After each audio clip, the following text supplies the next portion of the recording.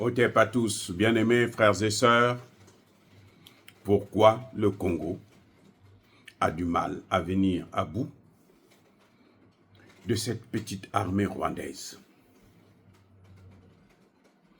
Il y a deux choses. D'abord, parce que le Congo n'a pas une classe politique. Les hommes politiques congolais, c'est la pourriture.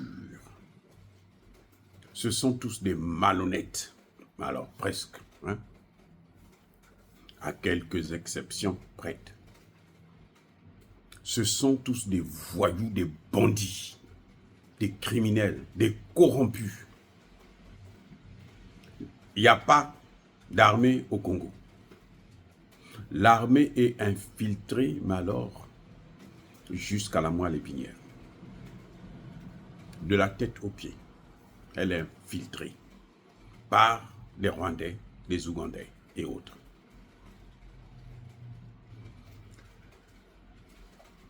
Dernièrement, on a entendu la déclaration de Denis Mukwege, le docteur Mukwege, prix Nobel de la paix. Lui, il jure sur les Nations Unies que le peuple congolais est en train de vomir. On a prouvé que les Nations Unies sont complices. Lui demande à ce que les Nations Unies puissent rester jusqu'à ce que le Congo puisse avoir une armée. Pour lui, il faut laisser les Rwandais continuer à venir, soutenus par les mêmes Nations Unies, parce que les Nations Unies, c'est ce qu'ils font. Les femmes ont marché, ont parlé, plutôt. J'allais dire marché, elles ont parlé à Bintou Keïta, on l'a chassée. Elle voulait parler aux femmes congolaises. Les femmes congolaises diront, on ne veut pas t'entendre parler, sors d'ici. On l'a traité d'assassin, d'hypocrite, de voyou. On a hué sur elle. Denis Mukwege pense que les Nations Unies, ce sont de bons partenaires.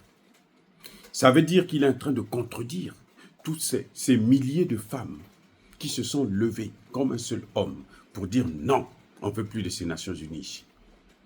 Il est en train de contredire le peuple congolais. Il est docteur, hein, mais médecin. Il prix Nobel de la paix. Il n'a jamais condamné le Rwanda. Comment pouvez-vous avoir des hommes politiques comme ça et puis gagner une guerre? Vous avez au Congo des députés qui siègent au Parlement, mais qui financent, qui aident, qui assistent, qui informent le président Kagame. Eh oui, vous avez des gens comme ça. Tshisekedi est arrivé au pouvoir dans des conditions, comme vous le savez, la première fois. Après, il a eu un mandat du peuple. Le peuple lui a fait confiance. Je ne suis pas de ceux qui pensent qu'il n'a pas été élu et c'était une mascarade. Non, ce n'est pas une mascarade. La mascarade, là, c'est en Côte d'Ivoire, avec Alassane Ouattara et Guillaume Soro. Ça, c'était la mascarade, puisqu'il n'avait pas gagné l'élection.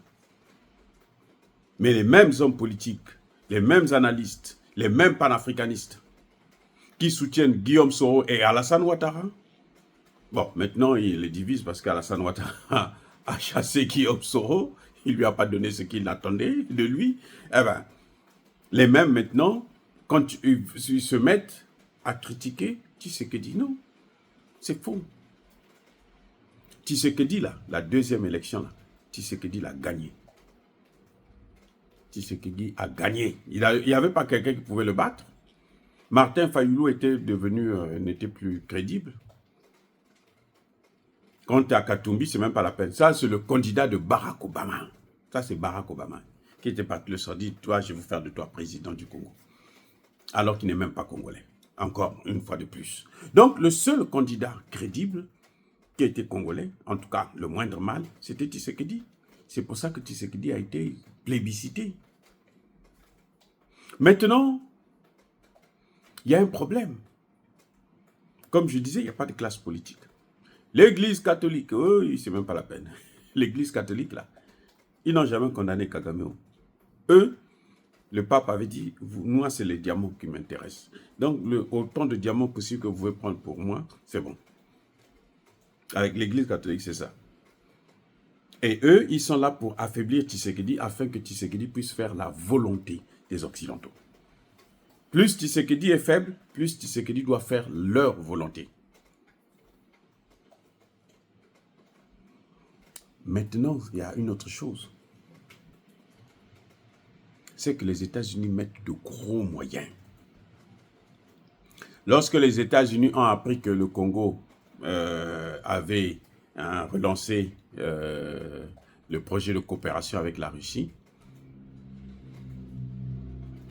eh bien, Joe Biden a décidé encore 500 sanctions contre la Russie. 500 sanctions supplémentaires. Et vous savez quoi? Et il a décidé que tous les pays qui traitent avec la Russie doivent être sanctionnés.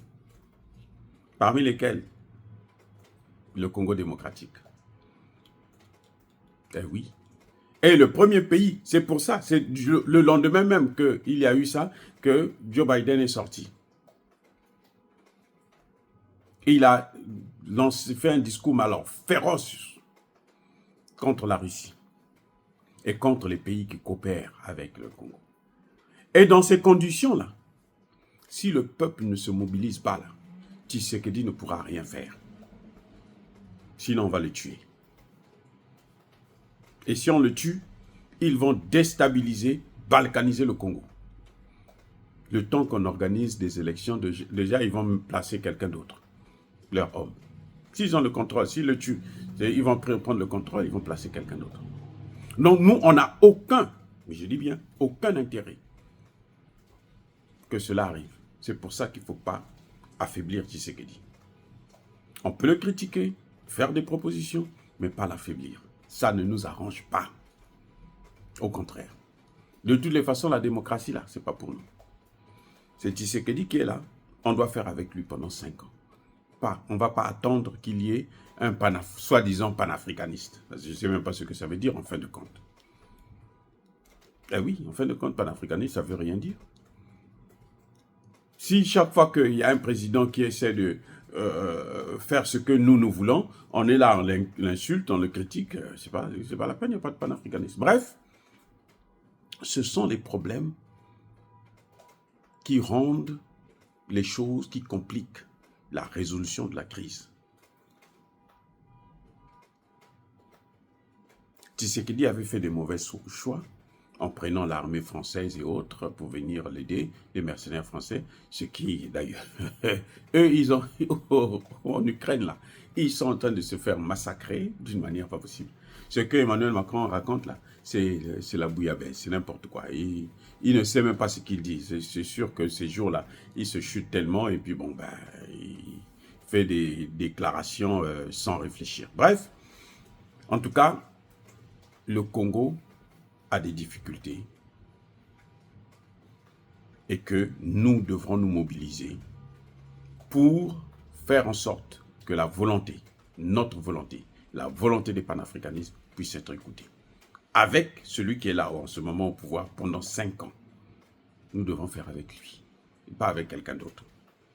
Pendant 5 ans, c'est lui qui est là. Il faut le soutenir.